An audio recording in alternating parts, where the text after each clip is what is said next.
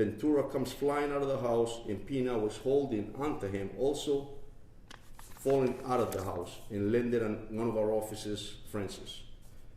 Pina was then lifted off the ground with soft, empty hand controls, and she was cuffed, no issues. Mr. Ventura, on the other hand, was still on the ground with several officers attempting to cuff him. The lieutenant, who was on scene, had a hold of Ventura with his arm, which in the video you will see it's wrapped around a portion of the neck, but it appears he's grabbing his body and now applying a chokehold. That grab from the lieutenant was at 133.29. At a 133.31, 2 seconds later, the arm is no longer near Mr. Ventura's neck. Officer Valdez, who was actually walking the earlier arrest of Mr. Buchanan to a police car, hears the commotion and the call for cars. He runs to assist the other officers who are now engaged in attempting to subdue and put this individual Ventura in cuffs. It was about 1:33:44, 14 seconds later, that Mr. Ventura is complying and allowing himself to be cuffed, but only after Officer Valdez joins the group and strikes Mr. Ventura 5 times in the back. He's then being lifted off the ground, no injuries, and that's where the arrest ended.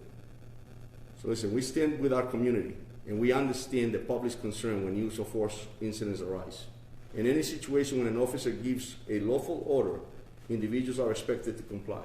Just as much as I expect my officers to be professional and act in a constitutional manner. When that doesn't happen and someone begins to resist or exhibit aggressive behavior, officers may need to use force to gain compliance, especially in the context of an arrest. I would say that force is not pretty. It's never pretty, but in other words, there is an emotional discomfort associated when we watch this use of force and when application is being done. And sometimes when physical force is used, even if it's legal or justified and necessary, to the regular eye, it looks discomforting and emotional. But I'll tell you that internal affairs is still investigating, and I feel that if there's anything there where something should have been de-escalated, that will be addressed, and those officers will be held accountable. I watched the videos myself. I saw pushes and I saw punches, but I also know that we are allowed to, based on our options of use of force, continue, that we can utilize those. So I'll open up for questions on that incident, and then we'll jump over to what Steph had asked. Go ahead, Chief, Kate. First question. Last fall, when New England Patriot Christian Barmore was pulled over, the Providence Police Department released video right away. Correct. After Barmore had made accusations of racist behavior by Providence Police. Fast forward to this incident, it has taken days for the police department to release video. Now, as you said, there is video circulating in the public. Correct. Why wouldn't the police department adopt a streamlined policy of releasing video immediately after incidents? In 2020, the Atlanta Police Department was involved with a use of force incident involving their police officers. They released a shooting video the following day. Why doesn't the police department adopt a similar policy that videos are released so that the public can have assurances that they're seeing the very things that Providence Police Department is seeing that you're addressing with us here today? No, that's a great point, Kate, and that's a great question. I think since I've been chief for the last 2.5 years now, I think we have followed that same model of releasing videos immediately. Last but week, you did it in this instance. correct, and I'm about to explain why. So the reason I didn't is because they were reviewing some of the aspects as well. I had a personal matter that I had to attend to, so I wanted to be here personally to explain the circumstances of what occurred, and that was the reason. So. Okay, second follow-up. The mayor's office said that there were going to be command staff and community members here today. Why did that not transpire? I'm not sure about that. Okay, thanks, Chief. Can you just clarify which officer struck Mr. Ventura 5 times in the back? That was Officer Valdez, Valdez. First name? I can get that for you. Okay, and you say that it's still under investigation, but you also note that these types of pushes and punches are allowed in certain circumstances. So are you leaning towards, in your opinion, saying that this force was justified? It was justified. There is some room for de-escalation because I truly believe that when we decide to touch anybody, it could create tensions on the other reaction from the other individuals. And so I think that there's room for de-escalation. We have a lot of very new department, and so there may be some de-escalation training coming. So no one's going to be disciplined for violating the use of force policy? Sometimes the retraining is a form of discipline, and so that's how we might hold one of these officers accountable. Okay, but no one's going to get any kind of punishment in form of like a suspension or Correct, something no. like that? Okay. Correct, no. And right now, This you month. don't see a use of force violation. Correct, no. I mean, the strikes are all within compliance. Again, I'll mention the fact that when we use force, it's for compliance or to gain control of the situation. And those are all soft, empty, actually that was hard, empty hand controls. The push was a soft control techniques that we use, but the punches is hard, empty punches that we give or control techniques that we use, and that's to gain compliance. We've used them before. We respond, this is a capital city department, we respond to thousands of calls. Sometimes force is used, but when someone's standing up and they're refusing to give their hands, sometimes we have to use force, and that's what occurred here today. As you saw in the same incident, there was a gentleman that was arrested. He actually complied, no issues. He was handcuffed. Like I stated before, when we give lawful orders, officers give lawful orders, not just in the city of Providence, but around this nation. You're expected to comply. So. What can you recapped a lot of what happened in this kind of chaotic scene. Can you just sum up the one moment that really led to what we saw from the cell phone point of view, led to things to really get out of hand? I think it was the fact that we ended up putting handcuffs on the owner of the house after he made some verbal words towards the officers, and I think that called the attention of the people that were there, all the individuals. There was let me add too. There was bottles, there was minors there, there was a juvenile that was arrested. There was people all over the streets. There was cars parked. There was complainants that called dispatch and told us that that was unacceptable. And so this idea of us responding and sort of retreating from a call, it's unrealistic. When we get called, we have to take action, and that's what happened that night. So they were upset that the owner was put into handcuffs, but what made officers so, I guess you could say also upset, that made them react? So it wasn't upset. It was just making sure that whoever was going to get arrested was arrested, and so that was the end. So the fact that they placed handcuffs on an individual and 2 others or 3 others and maybe more were about to join actually escalated to the point that the officers now had to take action, and that included pushes, that included strikes to get someone in cuffs. Chief, I just want to follow up again on the issue of video. I know you said that there was a review policy, that's why you didn't release it right away, that there was just a portion of the video that the public had seen, and the public got incensed. Again, community members were supposed to be here today. Yes. Why wouldn't the police department, again, release all the video to the public to say, here's what we saw, Yeah. so you can see what we saw as well. We'll come to our own determination about police policy in these videos. You can see these real time as well. But you have a community that now for days has seen a snippet of a video, is not privy to the information that you have. And tensions have gotten increasingly heated. Again, related to that, just small portion of the video, and as you explained, there's additional footage and additional events that led up to that.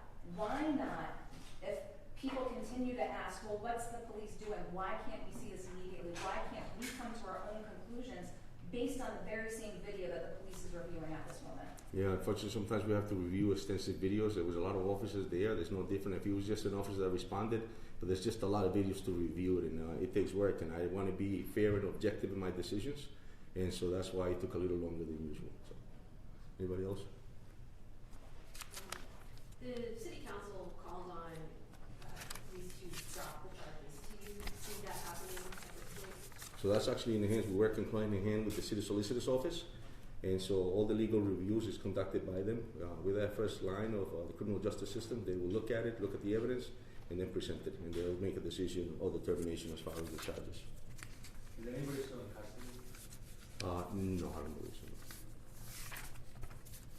So let me move next to the, there's no other questions about that. I'm going to move next to your question, Steph, as far as the incident on 55 Albertson Street. So I want to take a moment to address the incident that occurred at 55 Albertson Street yesterday, which I know has raised concerns and questions within the community. Yesterday, the Providence Police Department responded to reports of multiple motor vehicle accidents at that location. Multiple motor vehicle accidents at that location. On arrival, our officers noted that the vehicles involved were operated by agents of U.S. Immigration and Customs Enforcement, ICE. Our officers remained at the scene to ensure the safety of residents and to maintain order. Let me repeat that. To ensure the safety of residents and to maintain order, consistent with our responsibility to the public. While officers were documenting the vehicle collisions, the individual sought by ICE left a nearby residence and voluntarily surrendered to federal agents in accordance with our established policy and long-standing protocol, Providence police officers did not participate in or assist with any enforcement actions carried out by ICE. Our role in this situation was strictly limited to ensuring the well-being of everyone present. And so when you look at that clip of video, you recognize that incidents involving federal immigration authorities can create anxiety and fear, particularly within our immigrant communities. I want to assure you that the Providence Police Department remains committed to fostering trust and safety for all residents of all immigration status.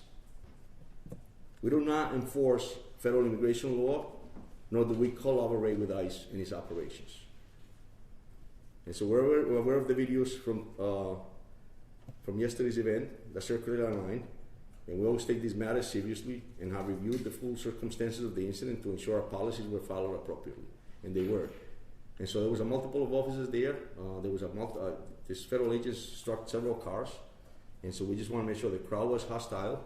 And at the end of the day, when we respond to these locations, our number one priority is the safety of everyone involved, and sometimes including the escalation. As you've seen in videos in other parts of the country, in other parts of the state, and in other parts of in other states not far from us, there has been officers who have been placed in the middle of these actions. And so we want to make sure that our officers act professionally and sometimes, like I said, de-escalate situations. But I want to make sure that and I'm going to be clear with that, we were not involved in a violent raid. That's not our job. And if we were, people were held accountable. That's not our job. We were there to keep people safe, public safety, and we got called. There was a dispatch call that came in for a motor vehicle accident. That's what we responded to. In the video that I saw, Colonel, the officers, while the actual arrest of the gentleman was being made, the officers are up on the stoop. Correct. The Providence police officer up on the stoop with the ICE officers Correct, standing there as the gentleman is arrested. If you're there to investigate a motor vehicle accident and do crowd control, why were Providence officers up on the stoop with the ICE agents? And I'm glad you asked that question, Steph, because that's something that needs to be clear. And so when we got there, I talked about the escalation. And sometimes we heard that there was an individual that after the accident ran into his home. And so our sergeants pulled up, and we were told that the force was going to escalate by these agents. And so the sergeant made a decision to knock on the door. If someone needed to be evacuated out of the house, and the landlord opened the door, engaged in conversation, extremely respectful with the officer, and asked that she wanted to be escorted out. And so the officers were waiting to assist her to get her out. She said she didn't trust the ICE agents and that she was more comfortable with us. And so as we allowed her to go back in the house for us to be able to escort her. And as we're in the process of getting this done, the individual that we were looking for came out of the house at the same time. And so at that point, the lieutenant gave the order that for the Providence police officers not to engage or even get involved of holding the person. And the ICE agents came up and took him into custody. Well, okay. The person that wanted to be escorted out was not under any sort of... No, she lived on that first floor in that house. And so I guess when the accident occurred, the individual ran from that vehicle and ran into this home. Oh, we didn't know if he lived there. We didn't know if he, at that point, we were just looking to assist. And again, with the public safety in mind. And what vehicles did ICE hit? So it appeared that they were chasing this individual from what we know, and including the person that they were after. When that person came to a complete stop, the agent struck that vehicle and also struck the parked vehicle right in the same driveway. Will there be any sort of Accident report? tickets or? Yeah, there's an accident report that was conducted and officers investigated that as well. So. Did the woman who went into the house live there? She lived there. She lived there with her kids, and she was just looking for us to assist her getting out of the house because obviously she didn't want force to be escalated by those agents, and that wasn't anything that we had in the preview as far as what they were going to do next. But we knew that they were doing their search warrant and potentially even call a SWAT team. I'm sorry, ICE was chasing someone through the city of Providence. Did they tell you that they were doing that? No communication with them. We found out through dispatch that there was a car accident involving federal agents. They don't notify you when they're Correct. conducting a chase through the city of Providence? Correct. Is this getting to a boiling point where you're so fed up with all of these incidents keep happening and you're kind of looped in at the end of them? It's capital city. We handle all kinds of calls. There's nothing to be fed up about. It's just the stuff that we got to respond. What it is I want to make sure, and I want to reiterate to the community that we're here to make sure that they're safe. to provide the public safety that they need. And when they watch these small clips out there to ensure that and have trust in the leadership in this department as well as the men and women that work for them. So. Did they at least tell you where the chase started? I'm sorry, Tammy, what was that? Did they at least tell you where the chase started? Correct. It started, I believe, on Plainfield, and then they took a left on Albertson, and that's when they ended up at this location, 55 Albertson. So they were chasing a woman who ran into her home? No, I'm sorry. They were chasing a vehicle of a subject that they were looking for. That person was in that vehicle. He took off, didn't stop, and they pursued him into 55 Albertson, and that's when the motor vehicle accident occurred. Chief, can you speak a little bit again to the policy of Providence Police and its interaction with federal agents, ICE in particular? Sure. What is the particular protocol? Obviously, you've interacted with different agencies. You've interacted with the feds before. Again, to Sure. the average person who again sees these portions of videos, you tell us about what the protocol is Sure. for the Providence response. Again, situations happen and it's captured on video. But what is the training for police? And then, again, when officers are dispatched to this particular type of situation, they're involved in a multi-law enforcement response. Can you speak a little bit more to that? Yeah, sure. I mean, we have task force officers. We go after criminals, right? The criminal element, where there is organized activity or whatever the case may be. We have task force officers assigned to DEA, FBI, numerous other federal agencies. And so, yeah, we work hand in hand. This specific incident has to do with the immigration law, which we have a policy in place in the Providence Police. We don't collaborate with ICE. We don't provide information. We don't engage in any enforcement action that they're involved in. And so unless it's a criminal warrant that they're looking for, if it's an administrative warrant, that's when we don't, it's nothing to do with us. There's no exchange of information. You're not calling here and telling me who's K-Nagel. There's none of that happening. And so, so yeah, pretty much it's the difference. The difference is that the actions that they're being involved in is something that we have a policy against, and so we don't get involved unless it's a criminal activity and looking for criminals. And that they're labeling, they have an arrest warrant for criminal activity that's different. Something to that extent, we're going to be placed. It's not just Providence; it's all the police departments around this nation that are going to be placed in this type of scenarios, this type of incidents. But we have to keep in mind that as a police department, we have to respond to some of these calls to keep the peace, sometimes to de-escalate, and sometimes to make sure that the individuals that live in our city feel enough comfortable that we're responding and de-escalating. The last thing I wanted was a search warrant being done in a house at 55 Albertson with doors are being kicked in and individuals with machine guns. And so our officers used tactic and were smart enough to de-escalate. There was hostile activity. There was names that were thrown towards our officers. They were insulted, but our officers kept their professionalism. And at the end of the day, it turned out that whatever they were looking for, they got, and that was the end of it. So. How many times has this happened lately? Have officers ended up at ICE raids, not because ICE asked you to be there, but for crowd control or other reasons? This is the first time that I first off. I've heard of other cities like I believe Worcester had an incident just like this that turned out not in a positive manner. And at any point did ICE ask you for assistance in this event, or was it regular bystanders who called? It was a call to dispatch. I believe they called dispatch saying they were involved in an accident and needed to file a police report for an accident. They meaning ICE? Yes, correct. I'm sorry. So both the car that was being pursued by Yeah. ICE, Yes, ma'am. that had the woman in it, and then was she? I'm not sure about that. I'm not sure who was in the car. I believe the individual was in the car. I don't know about a female in the car. So. Man, And he ran out of the car into the house. Correct. And then Providence Police ended up escorting a woman out of the house. So yeah, he ran into the house, and then Providence Police ended up, just to make sure that everyone was safe, because we didn't know who ran into what house. Knocked on the door. This lady answered. We explained to her what was going on. She was upset about the federal agent being in front of the house, and she asked if we could escort her and her kids out. And so we were waiting to do that when this individual decided to turn himself into the federal agents. Are you going to release the body camera footage from this incident today as well? No, that's still under review, but we are releasing all the other body worn cams, yes. Okay, and I know that you don't cooperate with ICE for civil immigration enforcement, but you do cooperate when there's a serious crime, right? Correct. Have they called you at all since January 20th to assist with any immigration enforcement for someone who's committed a serious crime? No, not to my knowledge. Okay. Do you know how many people in Providence have been arrested by ICE since January 20th? No. That's something that you have to get from them, so. They don't even tell you They what wouldn't incident. tell us. No, Ben, okay, yeah, I have no, we don't keep those records, we don't know, so. The person who was under pursuit, Yes, you don't know why they were wanted correct. specifically? I have no information on that. All we know is we responded there to take a motor vehicle accident. Okay. And while we were there, this individual that we were looking for turned himself in. And was it a civilian who called in the accident? I believe it was the agents that actually called. Okay. How many, sorry to belabor this, how many cars in total were involved? Like, were there multiple ICE cars? I don't know how many cars they had. I know that whoever was driving that vehicle struck 2 vehicles. Okay. Yeah. Is it legal for ICE to be conducting chase to the scene? They have their own policies, right?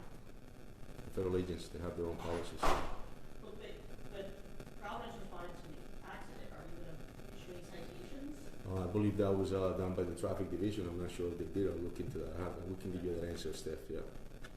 Yeah.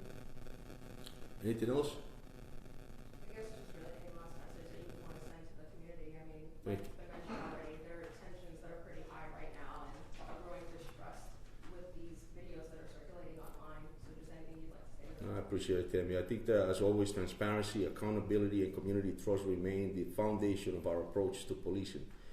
I remain committed to working alongside our community members, our stakeholders, and with all of our community partners to ensure that our actions reflects the values that every police officer in the city took an oath for. So, thank you. When can we expect the video soon? He's gonna. I'm actually. Emails, Yep. and I'll send them to you guys. Sorry about that. Yeah, that was the last thing. Make sure you please, before you leave, you give the sergeant all your emails so he can send you the videos. Thank you. Yes.